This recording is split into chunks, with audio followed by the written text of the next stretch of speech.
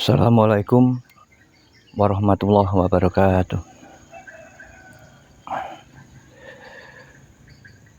Halo, rekan-rekan kawula muda dimanapun kalian berada.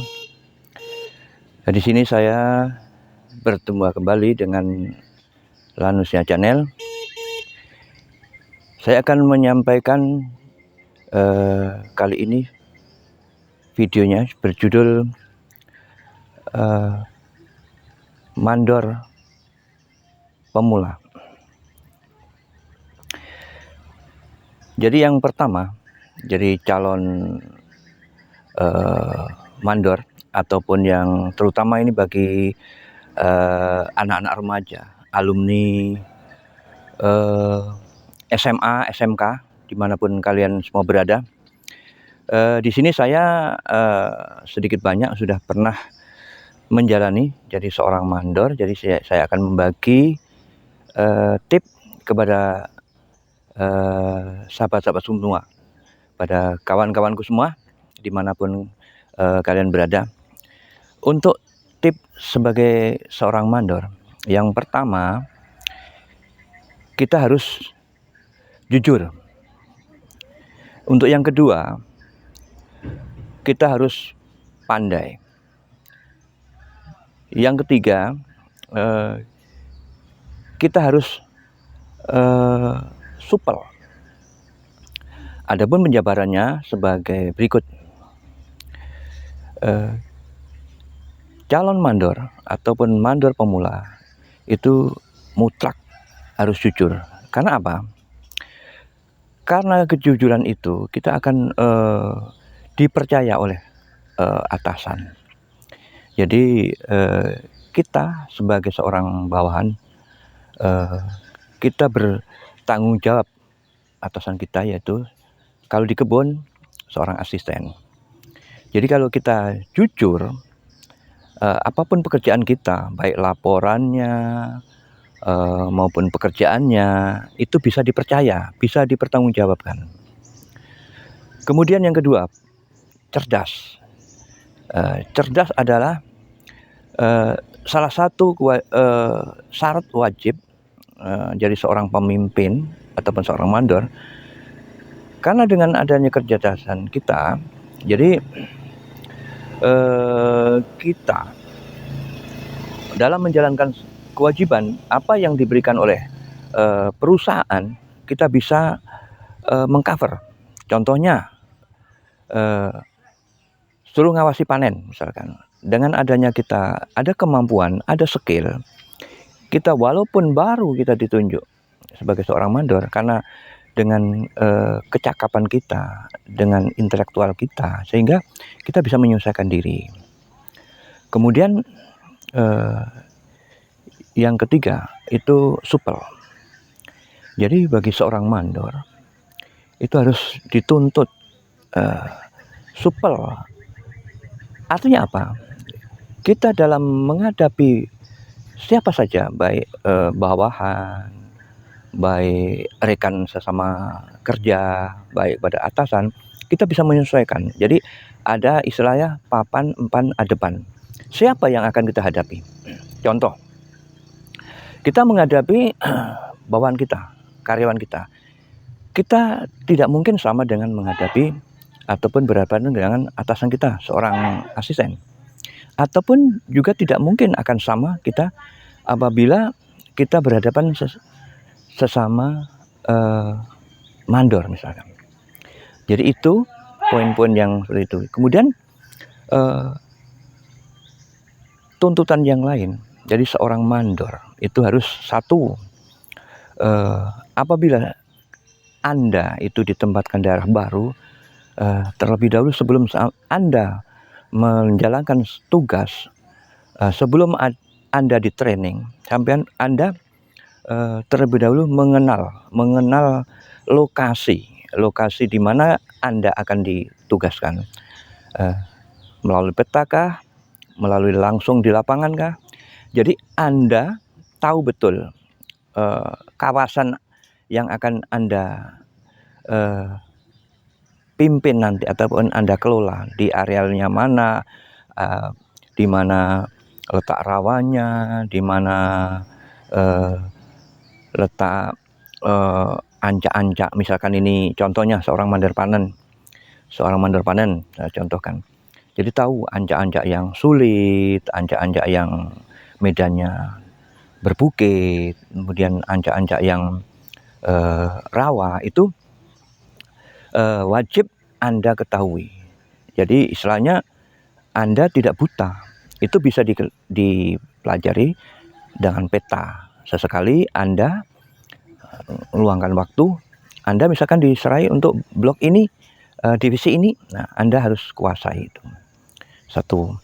Kemudian yang kedua, Anda harus bisa membaca karakter satu-satunya karyawan. Seiringnya waktu, sehari, seminggu, kemudian berikutnya, Anda harus mengetahui karakter karyawan Anda masing-masing, satu demi satu. Karena apa? Karena dengan adanya Anda menguasai atau mengerti karakter karyawan Anda akan lebih mudah dalam mengatur para karyawan. Sebaliknya, apabila Anda tidak bisa membaca karakter karyawan Anda atau bawahan Anda, maka Anda akan dites oleh karyawan Anda. Karena tidak menutup kemungkinan karyawan Anda itu lebih senior di bidang panen. Misalkan apalagi latar belakang karyawan Anda itu sudah berpengalaman puluhan tahun, bahkan di Malaysia ataupun di Sumatera ataupun di mana dia bekerja jadi seorang pemanen kelapa sawit. Apabila menghadapi karyawan Anda seperti itu, jangan Anda sekali-kali menampakkan bahwa Anda itu di bawah kemampuan mereka. Jadi bagaimanapun Anda tunjukkan bahwa Anda itu seorang pemimpin. Kemudian Anda juga bisa membaca karyawan-karyawan yang kurang bagus karakternya. Misalnya ini karyawan satu ini begini, keras. Karyawan satu ini cuman hanya cari HK misalkan. Itu harus Anda tahu, wajib Anda tahu. Kemudian cara menghadapi karyawan yang nakal, karyawan yang bandel, itu harus Anda ketahui. Gunakan Anda itu sosok yang lemah lembut, yang sopan, yang bisa mengayomi. Kemudian dekati karyawan-karyawan yang sekiranya Anda pandang karyawan bandel. Dekati dengan cara pendekatan pribadi. Sesekali perlu juga Anda datang ke rumahnya sebagai seorang sahabat. Di luar jam kerja adalah seorang sahabat, tapi kalau di jam kerja Anda adalah atasan. Kemudian kalau sudah semua Anda lakukan, kemudian di lapangan tidak ada perubahan, bahkan terkesan adalah menyepelekan Anda, maka disitulah Anda dituntut untuk sebagai seorang pemimpin harus tegas, bijaksana. Tegas bukan berarti keras, ya. Tegas dan bijaksana. Anda memutuskan masalah itu harus Anda berpacu. Acuannya adalah peraturan perusahaan. Karena karyawan bagaimanapun kalau sudah dilarikan ke aturan perusahaan, insya Allah itu akan mengerti. Gitu. Kemudian seorang mandor juga dituntut mulai dari briefing pagi.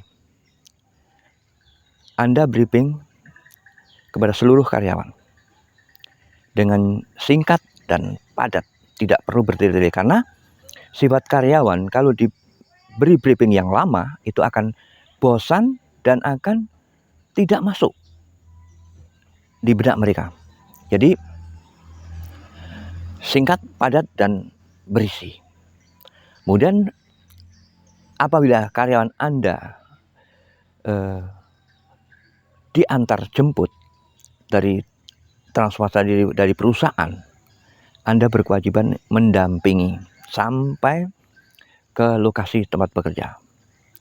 Dan disitulah Anda sekelumit memberikan sedikit arahan bahwa anjak si A ini, si B ini, si D ini, dan seterusnya.